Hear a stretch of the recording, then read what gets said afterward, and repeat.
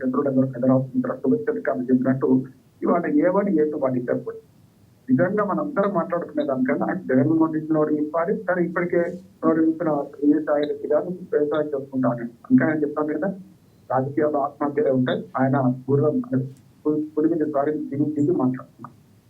నేను ఒక 50 ఏళ్ళుగా ఆంధ్రప్రదేశ్ రాజకీయాలు పట్టించుకుని జర్నలిస్ట్ చేస్తున్నాను. రెండు విషయాలు ఏంటంటే, దీని గుర్తు ఇప్పుడు ఎవరు ఇవ్వాలంటే తర్వాత బీజేపీ దగ్గరికి వస్తున్నాను. ఎందుకంటే వాళ్ళ ప్రమేయం ఉందని అనుకోవడం లేదు, కానీ మొత్తం ఇది సిరిసిల్ల వరుస క్రమం చూస్తే 4 ఎంపీలు అంటే మాకు వామనగుంటలని మనకు ఆట వస్తుంది. చిన్నగుంటలతో చిన్నకి తిరుగుతాం. వామనగుంటలో 4 అంటే ఖాళీ కాగానే ఆ ఖాళీ గుంటలో 4 కింద పంట తర్వాతనే దానికి ఆవు ఇచ్చింది అంటాం. కనుక ఆ 4 ఎవరికి వస్తే వాళ్ళు ఇప్పుడు బీజేపీ ఇప్పుడు మొన్న 3 ఎంపీలు మొన్న రాజీనామా చేశారు. వైసీపీ రాజ్యసభ సభ్యులు. దాంట్లో కృష్ణయ్య గారు ఉన్నారు, బీసీ సంఘ నాయకుడు మోపిదేవి వెంకటరమణ ఉన్నారు, అట్లాగే తీరమంటారు. ఈ 3 సీట్లు ఎవరికి లబ్ధి పొందిండ్రు? అక్కడ రాజీనామా చేస్తే 2 సీట్లు టీడీపీ, ఒక టీడీపీ సభ్యులు. ఇప్పుడు 4వది వామనగుంటలో 4వది వచ్చింది. 6 నుంచి తీసుకున్నారు. ఇది అటువైపు పోతే నేను అంటాను, బీజేపీ వైపు పోతుంది. ఇది కూడా బీజేపీ వైపు పోతుంది. ఎందుకు పోతుందంటే గతంలో చూసాం సీఎం రమేష్, గుజరాత్ రెడ్డి, వీళ్ళందరినీ ఎవరు తీసుకున్నారా? అంతకుముందు టీడీపీలో ఉన్నప్పుడేమో వాళ్ళు పూర్తిగా దుర్మార్గులు, ఈడీ కేసులు, సిబిఐ కేసులు, ఆదాయ పన్ను దాంట్లో అన్నీ జరుగుతుంది. వాడి ఇద్దరు బీజేపీ చేరుతారు. ఎక్కువ ఏం లేదు, ఆ కేసులు మీరే జరుగుతారు. కానీ వాళ్ళే టీడీపీ ఏజెంట్లుగా అక్కడ పనిచేశారని మనకు కనపడుతుంది.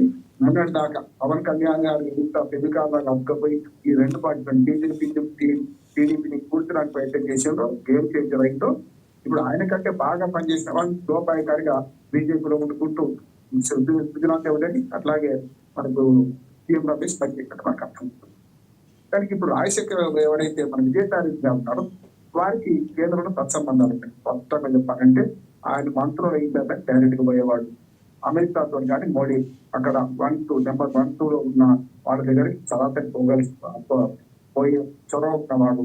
కనుక ఆయన పోతుందంటే ఇప్పుడు టీడీపీ చెప్పినా మా విధంగా చెప్పినా టీడీపీ కుట్ర ఏం కాదు, టీడీపీ కుట్ర అయితే సమస్య లేదు. కానీ ఒకటేమైందంటే రేపు పొద్దున వీళ్ళందరూ తప్పించి కూటమి వ్యక్తి బీజేపీలో వైఎస్ఆర్ని చేరబోతున్నారు అని నమ్మకం గారు ఖండిస్తున్నారు. కానీ అంటే నాది రాజకీయాల్లో చూస్తుంటే రాజకీయాల్లో ఏదైనా సోషల్ కెమిస్ట్రీ ఏదైనా ఒక 2 మాటలు చెప్పి ముగిస్తాను. ఇక్కడ ఏమవుతుందంటే ఈ మొత్తం సిరిసిల్ల మొత్తం చూస్తుంటే భర్త ఎటుపోతుంది, ఇంకో ఇంకో ఇద్దరు రాజకీయ సభ్యులు పోతున్నాయి. అంటే ఏమవుతుందంటే ఒకసారి శ్రీశ్రీ గారి విజ్ఞప్తి గుర్తొస్తుంది, శ్రీశ్రీ గారి కవిత్వం గుర్తొస్తున్నారు. అంటే నిప్పులు చిమ్ముతూ నిప్పుకెగిరితే ఇవిడాశ్చర్యంతో మీరే మెత్తులు కక్కుతూ నేల రాలితే నిర్దాక్షిణ్యంగా మీరు తొక్కేస్తారు. వాళ్ళు అధికారం దూరం అయింది. రాజ్యసభలో 11 సీట్లు ఉండే మన దాకా ఏది వైసీపీకి 11లో 4 వికెట్ పడుతుంది. 7 ఉన్నాక 7 ఇంకో ఇద్దరు పోతారంట. ఈమె ఎల్లమెల్లగా ఎక్కువైపోతున్నాయి ఈ అడుగులు. అంటే బీజేపీ వైపు లేకపోతే టీడీపీ వైపు పోతే ఈ అడుగులన్నీ కూడా. అంటే బీజే ఆ పార్టీలో ఉంటారు. అంటే ఒక 100 కుటుంబాలు 100 మంది నాయకులు చెప్పిన మొత్తం రాష్ట్రానికే ఉన్నాయి. ఈ 3 ముక్కలాటలు ఇప్పటిదాకా మనకు గతంలో టీడీపీ అధికారం ఉన్నప్పుడు టీడీపీ జనసేన అప్పుడు డైరెక్ట్ గా పోటీ చేయలేదు, అధికారం లేదని చెప్పారు. కానీ కూటమిలో ఉంటా 2014 నుంచి 19 మధ్యన మొదట విడిపోయింది బీజేపీతోని కూటమితోని పవన్ కళ్యాణ్. తర్వాత సరే వైసీపీ ట్రాప్ లో పడి తెలుగుదేశం నాయకుడు అంత అంతర్యుడు కూడా ఒక్కోసారి ఎంత అంతమైన చెప్పిన చెప్తే గుర్తులో పడ్డట్టు ప్రత్యేక హోదా కోసం రెచ్చగొట్టా కానీ ప్రత్యేక ప్యాకేజ్ కొట్టుకున్న ఆయన ప్రత్యేక హోదా కోసం ప్రయత్నం చేసి భంగపడ్డ సంగతి చూసాం. ఒకనాడు 2014లో కలిసి ఉంటే కమర్షియల్ ఉంటే మందుతుంటూ 2019కి వచ్చే వరకు విడిపోతే చెడిపోతే అందరూ ఉద్దేశం. తెలుగుదేశం ఎవరికి వారు ఏం మాట్లాడైతే ముగ్గురు చెప్పాయి. కనుక ఇవన్నీ దృష్టిలో పెట్టుకొని 2022 మనకి 23లో మనకు చంద్రబాబు నాయుడు అరెస్ట్ అయిన తర్వాత పేరుగా అక్కడికి వెళ్ళి ఎవరి పార్టీ కూడా సంపాదించకుండా పవన్ కళ్యాణ్ గారు మేము పొత్తులో ఉంటాం, నాకు ఎన్ని విమర్శలు వచ్చినా బీజేపీ నాకు చెప్తాను, టీడీపీని 2 కలుపుతానని చెప్పి అందుకే ప్రయత్నం చేసిండు. అది సక్సెస్ అయింది. ఇక ఇప్పటి రాజకీయాలకు వస్తే విజయసాయి రెడ్డి గారు A2లో ఉన్నారు. ఒకవేళ ఆయన బీజేపీలో చేరినా ఆయన గడ మీద కలిసి పోదు. ఎందుకు పోదంటే కేసులు వట్టిగా పోవు కదా. ఈడీ కేసులు, సిబిఐ కేసులు ఇవన్నీ ఉన్నాయి కదా. కానీ ఈ కేసులు కేవలం బీజేపీలో చేస్తే ప్రక్షాళన జరగడం ఉండదు, కాకపోతే ఆలస్యం అయ్యే అవకాశం ఉంది. కనుక విజయసాయి రెడ్డి గారు ఒక లాజిక్ చెప్పారు. నేను ఇప్పటిదాకా ఎంపీ ఉన్నప్పుడు ఎంపీ కంటే ఎక్కువది కాదు కదా, రాజీనామా చేస్తే హీరో అవుతాను కదా, నా కేసులు ఎట్లా ఉంటాయి? నిజమే, కరెక్ట్, కేసులు పో. కానీ ఈ మొత్తం రాజకీయంలో బీజేపీ దారాలు పైనుంచి లాగుతుందా అనే అనుమానం ప్రజలకు ప్రజలు అనే మాట నేను చెప్తాను.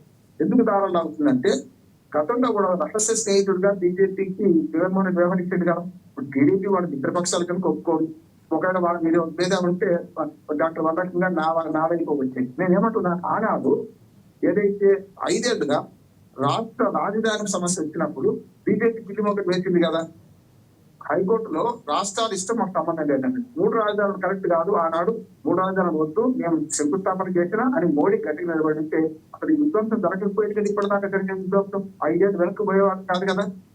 ప్రత్యేక హోదాతో సహా అనేక హామీలు ఇచ్చిన ఆనాటి కాంగ్రెస్ పార్టీ కొత్త టేపులో పోయింది. అధికారంలోకి వచ్చిన 2014 నుంచి 24 దాకా అధికారంలో ఉన్న బీజేపీ రాష్ట్రానికి చేయాల్సిన పనులు అప్పుడే చేస్తే జగన్మోహన్ రెడ్డిని అదుపులో పెట్టుంటే ఈ సమస్య రాకపోయేది కదా. ఆయన అధికారంలోకి వచ్చిన 3వ నెలది, ఆయన జూన్ లో అధికారంలో వస్తే సెప్టెంబర్ అక్టోబర్ తీర్మానం చేసి 3 రాజధానులు అన్నప్పుడే తోటకూర దొంగతనం నాడే బీజేపీ అరికట్టి నీ భర్త బిడ్డ సంగతి నువ్వు ఎడిపోతున్నావు, ఈ తీరేంటిది అని ఆనాడే బెదిరిస్తుంటే ఇవాళ 3 రాజధానుల 3 ముక్కలు ఆగిపోతుండే, పోలవరం ఆగిపోతుండే, పోలవరం ఇందువల్ల ఆగిపోతుండే. ఇప్పుడు ఏదైతే సహకారం ఇస్తున్నారో ఆనాటి కనుక మన జగన్మోహన్ రెడ్డి బెదిరించి జగన్మోహన్ రెడ్డి గారికి బాధ్యత ఇచ్చి సరిగ్గా ఉంటే ఇవాళ ఆంధ్రప్రదేశ్ స్థితి ఇట్లా ఉండేదా అని అడుగుతున్నాను. ఇప్పుడు వాళ్ళు పొత్తులు కలుపుకుంటారు, వాళ్ళు వెళ్ళిపోతారు. నేనంట కాదు కదా, వాళ్ళు పొత్తులు కలుపుకుంటారు, వెళ్ళిపోతారు. తెలుసు అనుకుంటారా వాళ్ళు చేయొద్దని చెప్తున్నాను. నేను వాస్తవాలు మాట్లాడుతున్నాను. కొంచెం ఆపై నేనేమంటున్నానంటే ఆనాడు 5 ఏళ్ల విధ్వంసంలో బీజేపీ ప్రేక్షక పాత్ర వహించింది.